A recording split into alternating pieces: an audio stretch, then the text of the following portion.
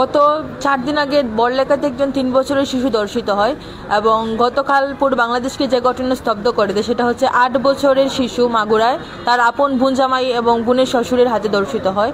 তো এ যাবৎকালে আমি যতটা দেখতে পেয়েছি, ধর্ষণের শাস্তি কখনো কোনো সরকারই নিশ্চিত করতে পারেনি। দর্শকের একটা নামমাত্র শাস্তি হয় এবং সে কয়েকদিন পর পার পেয়ে যায়।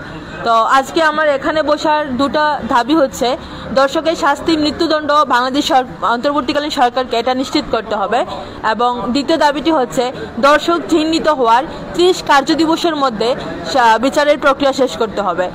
এবং আমি আজকে থেকে আগামী 3 দিন অর্থাৎ 10 মার্চ পর্যন্ত অবস্থান কর্মসূচি পালন করব, প্রত্যেক দিন সকাল 10টা থেকে সন্ধ্যা 6টা পর্যন্ত।